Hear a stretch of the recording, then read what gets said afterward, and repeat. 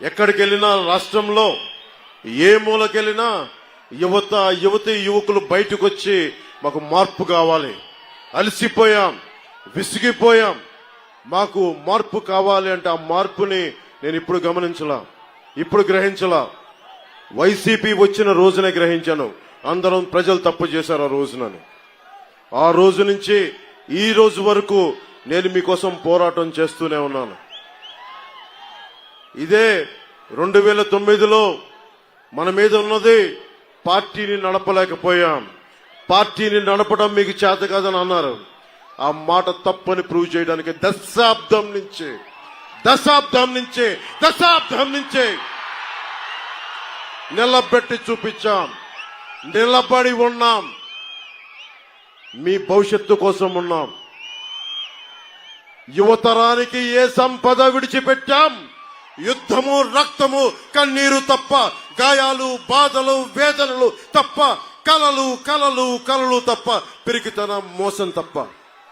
కష్టాలు మనకి, సంపద పెద్దిరెడ్డి గారికి, మిథున్ రెడ్డి గారికి, జగన్ రెడ్డి గారికి. కష్టాలు మనకి, త్యాగాలు మనకి, బలిదానాలు మనకి. ఈ రోజున ఇంత మండుటెండలో వచ్చి ఇంతమంది రోడ్డు మీదకి వచ్చి మీరు తెలుపుతున్నారంటే మీ ఆవేదన నాకు అర్థమవుతా ఉంది. మీ కష్టం తెలుసుకున్నవాడిని, మీలో ఒకరిని. 30,000 మంది ఆడపిల్లలు ఆంధ్రప్రదేశ్ నుంచి గాయపైతే, అదృశ్యమైతే వీళ్ళకి పట్టదు. పెద్దిరెడ్డి గారికి పట్టదు, మిథున్ రెడ్డి గారికి పట్టదు, జగన్ గారికి పట్టదు.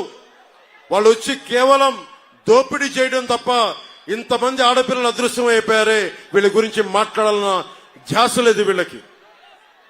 ఢిల్లీలో ఒకరోజు మిథున్ రెడ్డి గారు కనిపించారు, పార్లమెంటరీ అఫైర్స్ మినిస్టర్ మ్యారేజ్కి వెళ్తే. ఆయన చాలా గర్వంగా చెప్తున్నారు, చిత్తూరు జిల్లాలో ఎవరొచ్చినా సరే మేము ఒప్పుకోం, మేము ఒకళ్ళ జోలికల్లా మా నియోజకవర్గాలకు వస్తే మేము వాళ్ళని మామూలుగా వదలమని చెప్తా ఉన్నారు నాతోటి. మిథున్ రెడ్డికి ఒకటే చెప్తా ఉన్నా, మిథున్ రెడ్డి నీకు పిఠాపురంలో పనేంటి అంటే, రాష్ట్రం మీ గుత్తాధిపత్యం అనుకుంటున్నారా? మీరు రాష్ట్రం ఒక్కరిది అనుకుంటున్నారా? రాష్ట్రం మీ 5 మందిది అనుకుంటున్నారా? ఇన్ని కోట్ల మంది ప్రజల్ని మర్చిపోయారా? ఇన్ని విభిన్నమైన కులాలను మర్చిపోయారా? అక్కడ రోజు నమాజ్ చేసే ముస్లిం సమాజాన్ని మర్చిపోయారా? దారి పొడవునా క్రైస్తవ చర్చిలు ఉన్నాయి, వారిని మర్చిపోయారా? దేవాలయాలు ఉన్నాయి, వారిని మర్చిపోయారా? ఏం దౌర్జన్యం చేస్తారు? రాజకీయాలు ఇక్కడ అందరికి ఒకటే చెప్తా ఉన్నా, నాకేం సరదా కాదు రాజకీయాలు. అడ్డగోలుగా ప్రతి అడ్డమైన ఎదవ చేత తిట్టించుకోవడానికి నాకు పౌరుషం లేదనుకుంటున్నారా మీరు? ప్రతి పనికి మాలిన ఎదవ తిడతాడు. దేనికోసం తిట్టించుకుంటున్నా? మీ భవిష్యత్తు కోసం, ఆడబిడ్డల సంరక్షణ కోసం, ఆడబిడ్డల భద్రత కోసం, పెద్దలకి ఒక భద్రత ఇవ్వడం కోసం, కన్నీరు పెట్టే రైతాంగం కన్నీరు తోడడం కోసం, మీ భవిష్యత్తు కోసం.